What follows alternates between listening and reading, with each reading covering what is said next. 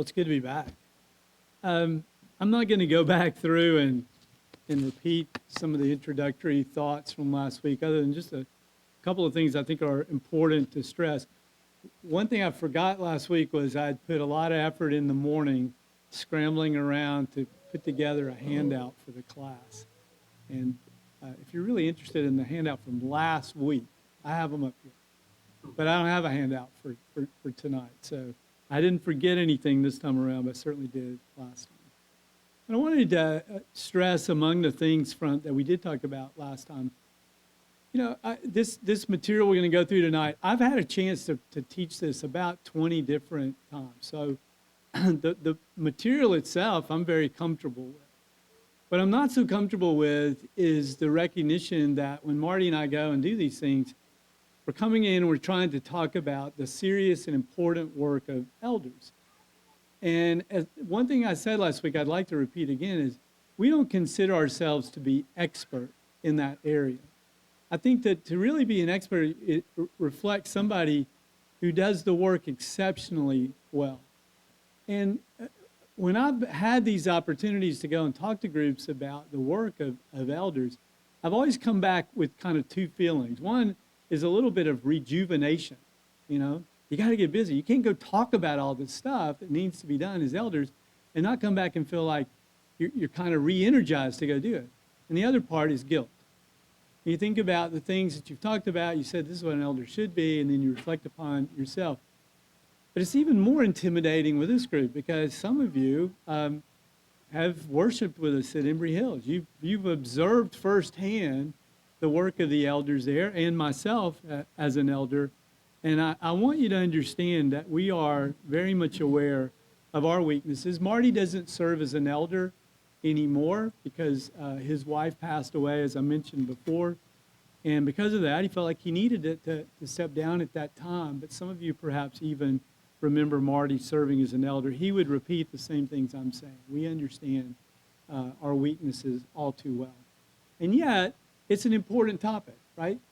And tonight's subject is a little bit different. I'm going to show you in a minute one more thing from last week, which are the four goals that we said we'd like to accomplish as we go through these multi-weeks of studying this. This lesson doesn't really address but one, I think, of those four goals, at least in a very straightforward, specific way. This is a little bit, you might think of it as the long game. Now, I know this church is thinking about potentially in the near future, maybe you have men who are already qualified to be elders here. And so some of this work is to try to create maybe more comfort about the idea of elders, a better sense of what they do. Again, I'll put up some of those goals in a minute. But this lesson is about what all of you can do to help men along a long period of time, make them ready, make them willing to serve as elders. This is a little bit different perspective than something that's maybe right at hand. Although in some cases, if a man is close, maybe the things that you can do and developing is like pushing him over the edge, tipping the thing here in the favor of him doing it. So these were the four goals that we talked about in regard to this. The first one was to create an appreciation for God's plan for elders. So I'm hoping that you feel like you got a lot more information. If you weren't here last week, there are a lot of passages that talk about the work of elders, the different places where you come across those scriptures, other than Titus 1 and 1 Timothy 3, where you have the qualifications. A lot of other places that talk about it as well. And we want to kind of build a deeper understanding about that. The second thing, though, was to provide an awareness of the practical day-to-day aspect. What does it really look like? What elders actually do? And if you were an elder, what would you expect to happen in a given week in regard to helping to lead and guide and counsel and shepherd the people of God that might be among the flock where you're trying to do the work? And this is the one I think tonight we are going to touch on. The idea of motivating men to serve, to put that thought within your mind that perhaps you could serve as an elder, but really to put the thought, I think, more broadly into the mind of all of you as an entire church here, that you have men among you that maybe won't be elders for 10 or 15 years. But why not be doing things now that begin to prepare them and to help them. And in fact, I think you'll see a lot of things we'll talk about, even your suggestions, are going to be things that the real fruit of them come from a longer period of time than just trying to do these things on an immediate basis. And then, but this last one, it will come up in some different ways, not as directly, perhaps, in the discussion, but this is something I don't want you to miss at all. When Marty does, he'll do the next 3 lessons. You will hear him repeatedly say that the work, the primary work of an elder is with individuals. If you may remember, we said there were like 2 kinds of shepherding. Anybody remember those 2 kinds of shepherding? It'll make me feel great. If you, even one person. Yeah, go ahead, Blake. All right, flock shepherding is one, which is like making decisions on behalf of the entire group.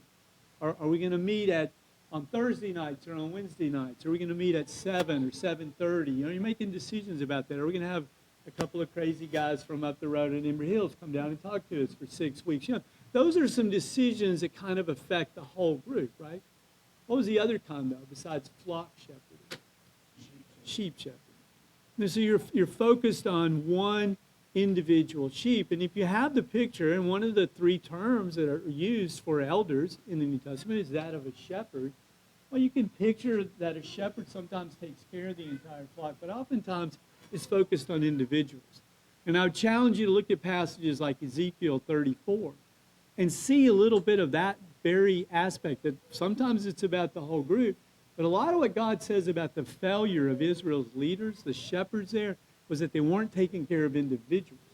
Those that were injured, those that were lost, those that had wandered away. Those are individual circumstances, and they really weren't doing that. And so God cares about this individual part. All right, but again, tonight as we go through this, we're mostly focused on the idea of motivation, kind of producing a desire for the work, a willingness to do it, and a preparation to be ready if a man is actually asked to serve. So here's the question.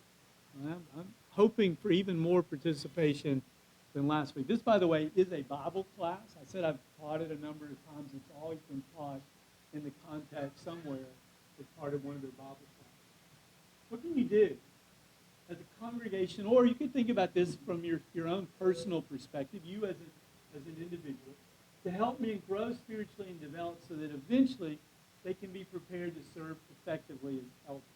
Now, in thinking about this, you ought to kind of picture a man. And I would actually suggest, don't picture a man who, if you put out a form next week to see whether somebody's qualified to be an elder, you would say, oh yeah, he's already ready. Well, there's not a lot of development left to be done if you think he's already ready. Think about someone, maybe he doesn't even have children that are old enough at all to be believers, and so maybe in several different ways you're looking at him and think, he's not qualified to be an elder. That's okay. What can you do to help him over a period of time that he might eventually be ready to serve? What do you think? What are some things you or a church can do that might be beneficial in helping his spiritual development? First of all, just to mention the idea that I'm going to mature. Okay. There's a long process that you have to go through to develop these skills. And you're a brilliant young man. Don't forget this as you grow up. So you want to put that seed in a little bit early on, but you also, it sounds like you're saying you want him to see the potential that he has, right? Okay, this is good. We'll come back to some of those thoughts.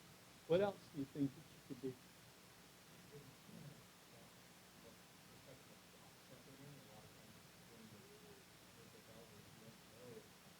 Yes.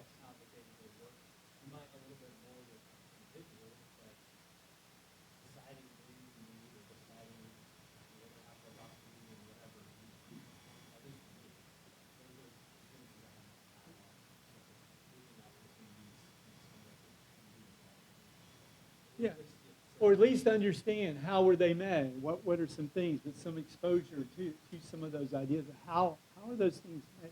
You had a comment?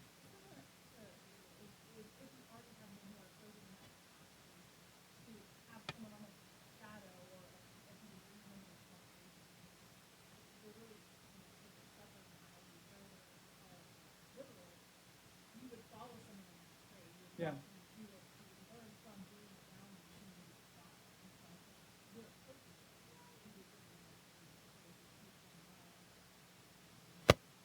great. I think Richard and then Bill.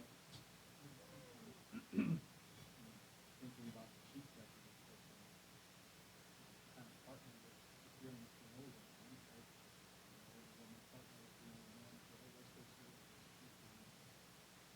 chief and start serving this as a blessing. Yeah, so there's like two aspects, it seems to me there. One is the idea of the older trying to take on the younger, kind of help them in some way, motivate them and all. But you're saying to do it in a way in which we're already beginning to serve. Well, I want you to keep that thought in mind, especially as we kind of look at this. Is there work that can be done right now that might, in many ways, mirror the work that elders do? Come back to that thought. Okay, Blake, I think you had comments. I would basically say that besides focusing on the actual classification and the character of the man, just like showing what that means to be, I was gonna say we mentioned serve a lot tonight. Yes. It's been on like it's been there every Chicago church. So like service is such a part of it, but it's not about position. So we need to be encouraged and taught how to serve. Yeah, very good. Yeah, I think this is going to come back and be something we can kind of dive into a little bit deeper, that idea.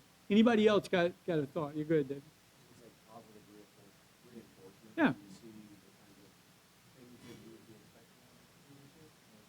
It's hard to say that because you also want to move into humility and everything else. But I think encouraging men when you see them acting the way they should be, or when they have that opportunity to reinforce it. Right. Yeah, so on the one hand, you want to show the potential, right? But sometimes the man's already demonstrating some of those abilities. And I think it's important to note it and to speak to it. We're going to see several of the kind of suggestions to you have to do with the idea of actually recognizing somebody who's on a path that might lead to that and how to reinforce it. What can you do in the things that you notice and to see and to paint a little bit of picture of what that future could be. All these are very helpful. So let's think about for a minute. Here's some advice.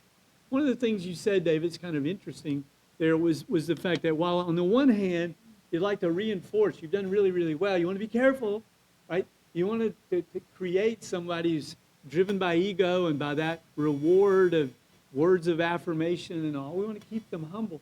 Well, I'd actually say to you, what's important is for everybody to be humble.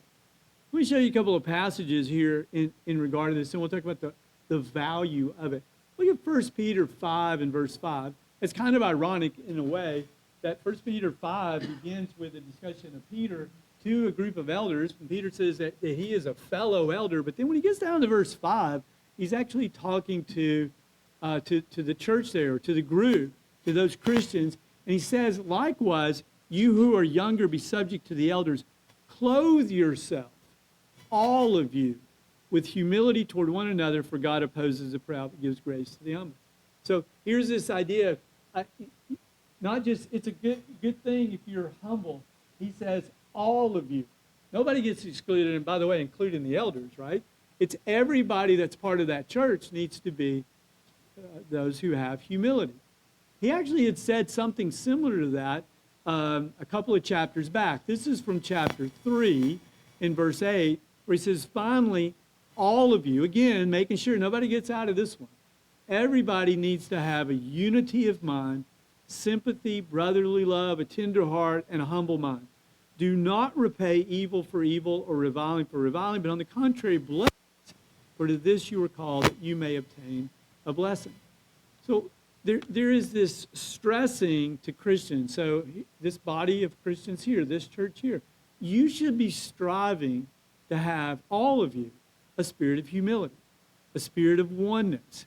You need to be tenderhearted toward each other, not allowing like individual arguments and disagreements to become a bigger issue than what they ought to. You can see here it's kind of the idea of being careful not to try to like take advantage or get revenge and having that kind of mindset. Instead, it's this constant work toward being united and having a humble mind.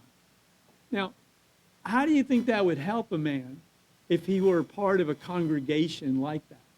How's it going to help his development if everybody around him, all of them, are of one mind. They're humble. They're submissive to each other. How do you think that would help? Think of some ways that'd be beneficial to them. Yeah, go ahead.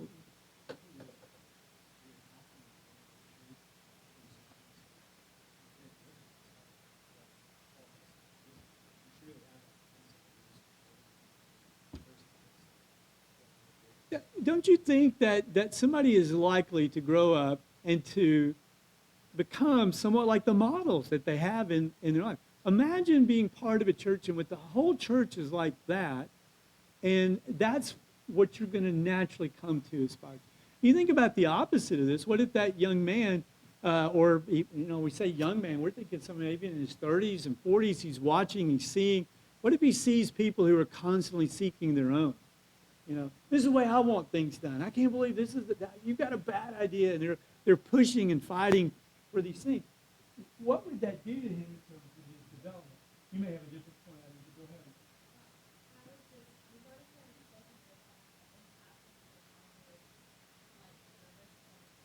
Yeah.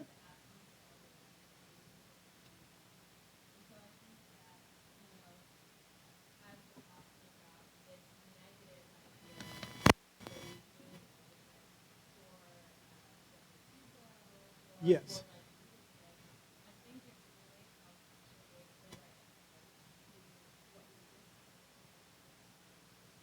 Yes.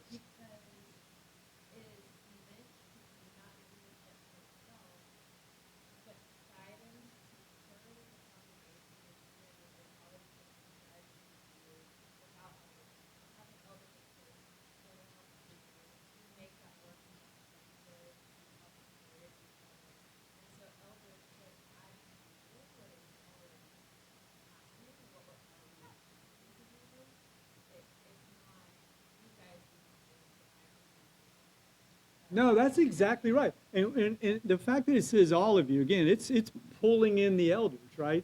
And if you look back at those, we'll look at the qualifications from 1 Timothy 3 in a minute or two. And I think you'll see the idea of humility jumps off the page to me as far as what an elder should be like.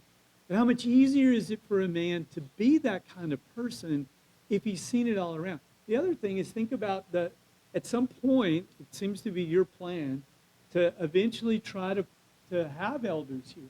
We're going to go through some kind of a selection process to do that. Well, that process really needs humility and submissive spirit by everybody. And how much easier it will go through. How much more willing would somebody be if you find somebody you think is qualified and you ask them to serve? Remember that 1 Peter 5 was like, don't do it under compulsion. But how easier it is to desire the work when you're going to do it among a group of people who've demonstrated this oneness of mind, this humility and all. It's just so essential in so many different ways, both in developing the man and making it easier for him eventually to serve and to serve well. The second thing I would suggest to you is look out for men or pay attention to men who have the character of the shepherd in Luke chapter 15. We've been talking about the idea it would be good, long before maybe they're elders, to kind of note a certain character in someone and begin to pay some attention to them. And we'll talk later maybe about some things you could do to help move them along. But what you really want to find are those who have that spirit of that shepherd in Luke 15. You remember this story. Jesus is telling a story about a shepherd who has 100 sheep, and 99 of them are there. And I don't know about you, anytime I ever made a 99 on anything, I felt pretty good about it. So if we had 99 sheep, that's a pretty good percentage showed up tonight here at the pasture to be okay. No, this shepherd goes off, leaves the 99, and makes great effort to go and to find the one sheep. And when he does find him, you remember he brings him back, and there's rejoicing over. He's telling his neighbors and everybody else how exciting it is that he found this one sheep. That's another one of those sheep, flock, shepherd. You can see where was the emphasis. It was on that one individual sheep. Who are the people, who are the men that are here of any age who have that kind of a spirit? Let me give you a couple of questions I think will help you identify who they are. If you can imagine for yourself a situation in life in which you begin to struggle to follow God, Maybe, your attendance is probably going to fall off in some ways, and you're not here as often as you had been before. But maybe it's more serious than that. I mean, there's a temptation, there's something going on in your life, and you're involved in it. It's pulling you away from God. And a number of people kind of know that and recognize, well, you're not here. Something is happening in your life, some kind of spiritual weakness. If you can picture yourself in that kind of situation, now think about it. Who do you know, no questions asked, is going to be looking for you? Showing up, calling you up, knocking on your door if they have to, texting you, constantly trying to track you down in some way or another because they want to be sure, what's going on? How can I help you? Because they're worried about yourself. That's one question. There's a slightly different way of thinking about it, and it may be the same person, but it may be a different man in this. Not just the one that you know for sure is going to show up and do that. What about the person that you want to be there? That you know if they showed up and they were the voice in your ear, it'd be so effective because of their heart, because of the kind of person that they are. See, it could be a different person, and oftentimes that second one, the one that you wish would be there because you know how effective they are in kind of reaching to your heart, maybe what they need is a push in some ways, a recognition that what they can do, what they have to offer is something that's really valuable. And they may be hesitant to feel along that way. And so recognizing who these are could help you. And by the way, be careful about sometimes in thinking of the person who could be this shepherd, this elder, only those are kind of serving in some public way. We're talking about those that would be there for you on a one-to-one basis, and it might not be somebody who's all that skilled necessarily in some of the more public aspects of worship. The second thing I would say is it's similar to this. Look for somebody who has the character already, however far they may be from actually being ready to serve as an elder, but they're already demonstrating this kind of a character. Here's 1 Timothy 3. I'll read it kind of quickly. But then I want you to just kind of think about how could you take a step back and summarize this. It says, the saying is trustworthy. If anyone aspires to the office of overseer, he desires a noble task. Therefore, an overseer must be above reproach, the husband of one wife, sober-minded, self-controlled, respectable, hospitable, able to teach, not a drunkard, not violent, but gentle, not quarrelsome, not a lover of money. He must manage his own household well with all dignity, keeping his children submissive. For someone who does not know how to manage his own household, how will he care for God's church? He must not be a recent convert, or he may become puffed up with conceit and fall into the condemnation of the devil. Moreover, he must be well thought of by outsiders so that he may not fall into disgrace, into a of the devil. Now, when you get ready as a church here, to look for and perhaps appoint men as elders, you're going to want to be sure that they're qualified in all aspects. What I'm asking you to do, though, long before that, this is the long game that we've been talking about, is to look for those even much younger men who, while they may not hit all these qualifications, boy, the character part of this is descriptive of who they are. If you take a step back and try to, here's the way I would summarize this. I think what I see out of this is a humble man, we're back to that idea of humility again, who's got a good reputation, who's constantly putting the interests of other people first. He's thinking not so much about his own issue. You can see that in his hospitality and in his self-control, that it's not about him, it's really more about others. And not only that, he's proven himself capable of leading by the way he's conducted himself within his family. If you see somebody that begins to describe them, pay attention to them. They may be ones that you could see how they could eventually become elders, and they're on the right path in so many different ways. But having those two things, kind of looking for that shepherd mindset from Luke 15, somebody who's got the character that's already being described in the qualifications and all. Having done that, now what you should do is increase your knowledge and your relationship. Deepen your relationship with those men. How would you do that? How would you get to know someone? If you said, man, that man seems to me like he would one day make a really fine elder. How would you get to know them deeply? have a richer relationship with them. What do you do now? Pardon me. Okay. Why is that valuable? Because it gives you time to talk, you're sharing something that is important in life. Yes. And just face-to-face conversation. Yeah, my guard is down if you'll feed me. You know, you'll learn a lot more. It's good. Other thoughts? Yes, Steve.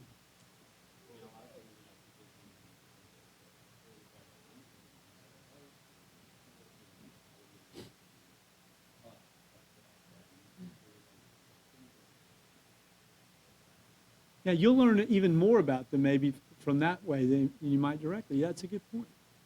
Yeah, there's just so many different things you need to think about. One thing that's interesting to me is the idea that of hospitality, that we should be out. We should expect this man to be hospitable, because that's one of the qualifications that we had listed up there before. What about my hospitality, especially years before? Am I using what I have to try to find that time to get to know them? Am I listening carefully to their comments in a Bible class? We're not doing this to try to be hypercritical. In fact, what we might want to do is kind of listen to them, because we might learn and see some weaknesses that they have. As much as everything we saw and their characters seem to be leading them, what about some of their weaknesses we can observe too? That maybe there's a place and a role for us to help them in regard to growing past those. I think we should ask them questions, how did you come to know God? Learning somebody's conversion story is helpful, but also there may be certain beliefs you'd like to know a little bit more about as you're trying to think about what can be done to help this person grow. And in particular, I would say, what you want to do is help them to be good husbands and good fathers. You see that in that passage there in 1 Timothy 3, how important the idea was that they were able to manage their own household well. Because they can't do that, how could you expect somebody who can't manage his own household to be able to care for God's church, is the way that point was made. He's going to be able to do this. But is being a good husband and a good father necessarily just an easy thing to do? Are most men just naturally inclined? What does it? One of the easiest things I ever did was being a husband and a father. That's just not the way that it is. It's something that needs help. Titus 1 talks about the importance of an elder eventually as someone who has been able to be effective with his family in this training ground. And so what I would suggest is that all of us ought to be able to be helping them, help the wife to be a good mother and to be a good wife as well. That's part of our relationship with them. But you got to have a relationship. You got to go back to that relationship first. How would you help anybody to be a good parent if you have no relationship with them? Most of you, I see a lot of these little kids. I love this, You got these young kids and all. How much do you appreciate somebody coming and giving you advice about how you ought to be handling them, how they ought to be eating and behaving and doing different things, how you ought to discipline them, if you have no relationship with that person at all? How do you feel about that? I think it's counterproductive, right? If you're really going to help somebody get through some of those challenges as a father and a husband or a mother and a wife, you have to have that relationship first. And yet, think about how many men had the potential to be elders, but it was really what happened within their family that caused them not to be able to serve eventually. Well, let's take on some responsibility, not just because, we'll get more elders if we do this. I think you understand these things are much more broadly applicable. We all should be concerned about helping one another be better spouses and better parents, and yet you can see why it's such an important role in regard to elders. And finally, one more thing I would say. We've been hinting at this. You ought to tell them what you see in them. I mentioned last week, I've been an elder now for over 17 years. It just blows my mind to think about that. But I do remember well a conversation that I had a couple of years before I became an elder. I went through an elder selection process. I hope y'all have more success than the one I'm about to describe to you. And we didn't end up appointing anybody as an additional elder. We already had an eldership. We were hoping to add more, and no one was added to the eldership at that time. And I knew that I was not going to be appointed. I wasn't even thinking about, that would be on anybody's mind. And one of the sisters there that I have the highest regard and respect for came to me one evening when we were kind of drawing toward the end of this selection process. She had tears in her eyes. She came and she said, "Russ, you're the only man I know right now that I think is ready to serve as an elder here, as an additional elder here." And I to this day, I can remember how sobering that thought was. Like, first of all, I certainly didn't agree with her. I was surprised that she had that opinion.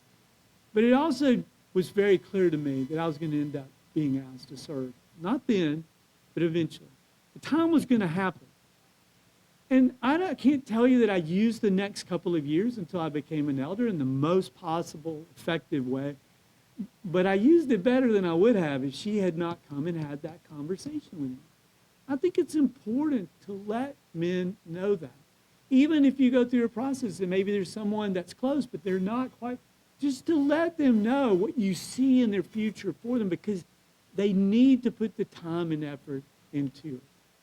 All right, so I want to go through, having done that, I have some advice to the men.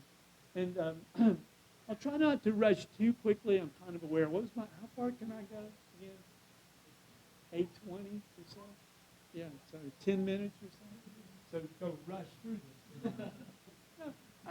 Some of these are some things, sometimes we'll do a workshop and we'll work through some of these things, and it's kind of a repeat. And so this isn't a repeat to some of the men, but I want you to think very, very soberly about these things, even though we may go through them fairly quickly. The first one is that you ought to desire the work.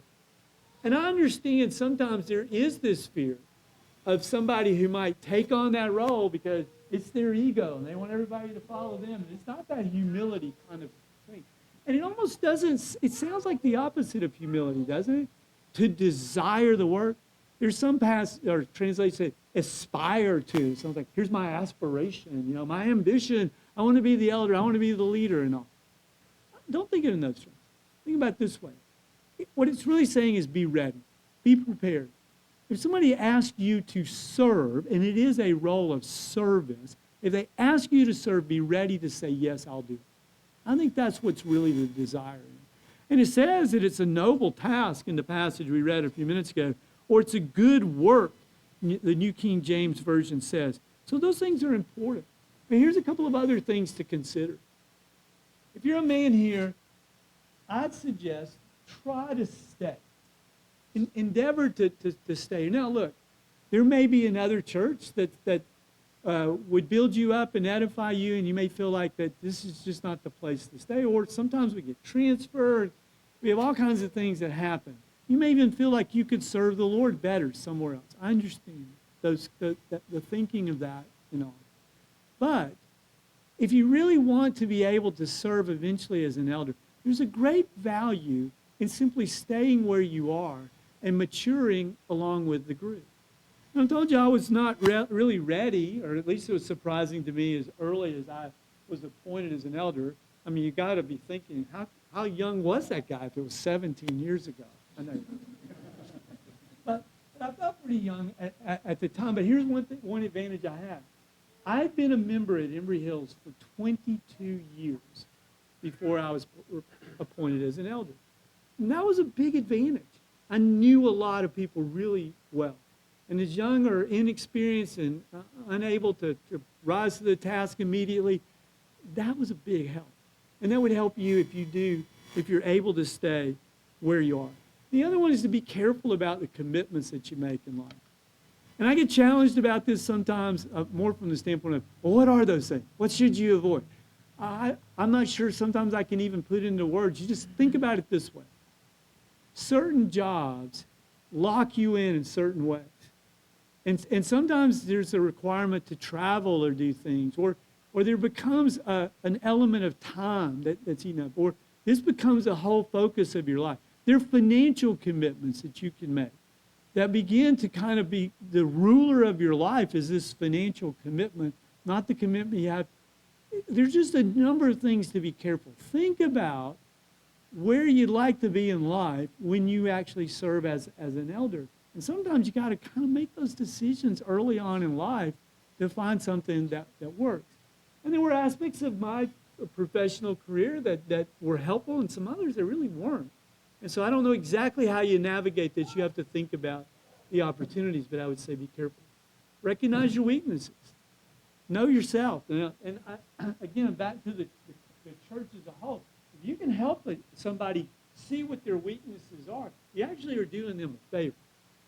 But there's got to be a sense of humility if somebody points that out to you, or if you recognize it within yourself what your weaknesses are.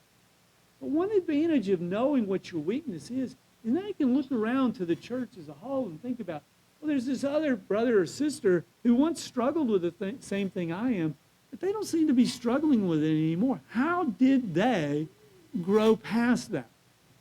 Talk to them. Find that out. Use the resources you have to kind of address the weaknesses that may be there and try to find those help. But then there's this one. This one I think is just especially important. Open your Bibles up to Galatians chapter 6.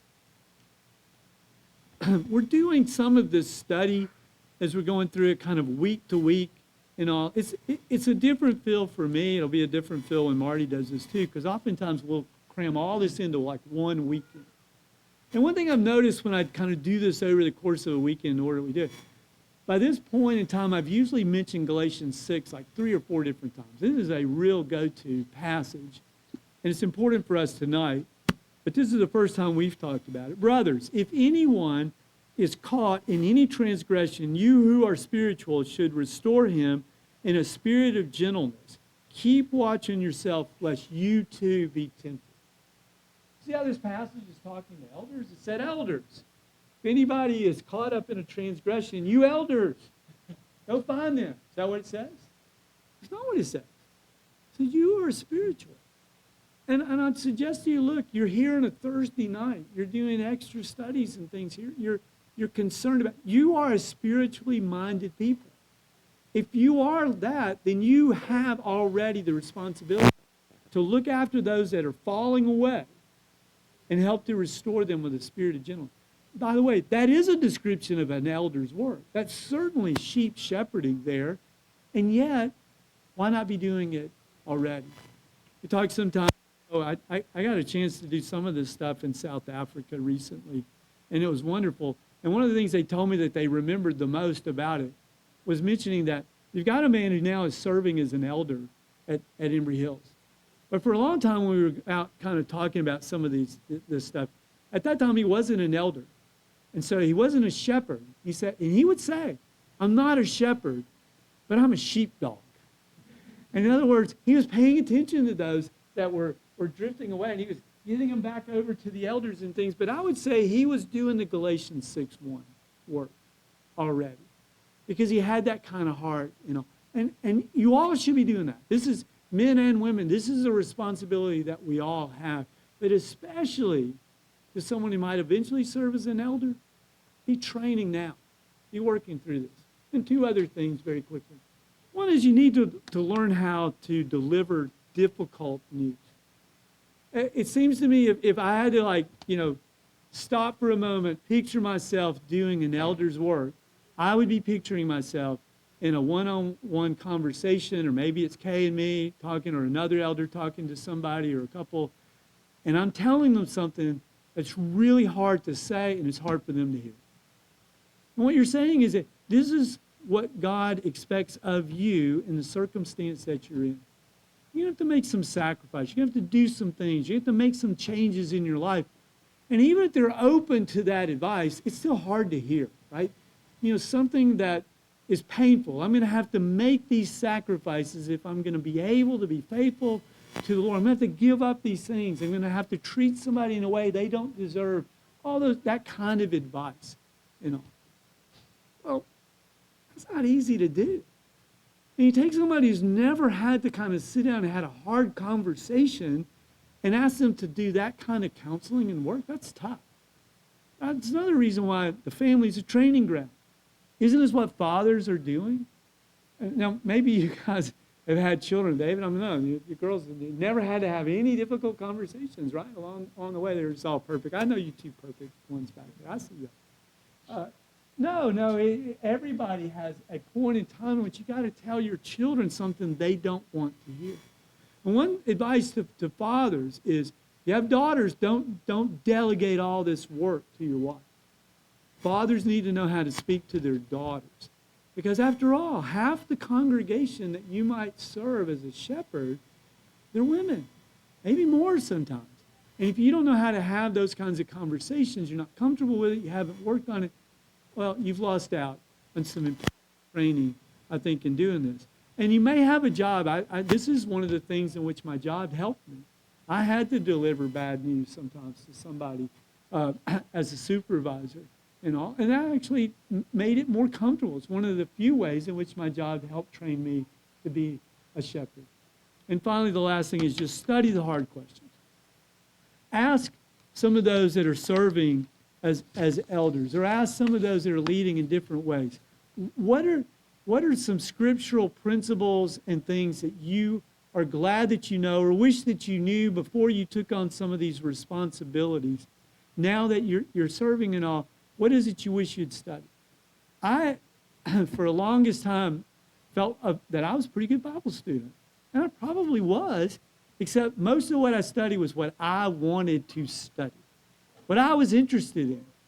And when I became an elder, I can remember one of the first conversations I had with another elder. He called me up and said, you might want to be thinking about what you believe about, fill in the blank, because we got a situation and you're going to have to decide what you think about it. And I'm like, could I have a little more time? A little time out of this preparation stuff. Those hard questions are important. Be sure you're spending time with that. All right, 8:20. Okay, so I get any credit? Don't give any credit to Marty for me finishing on time. Okay, just hold it back for a few weeks.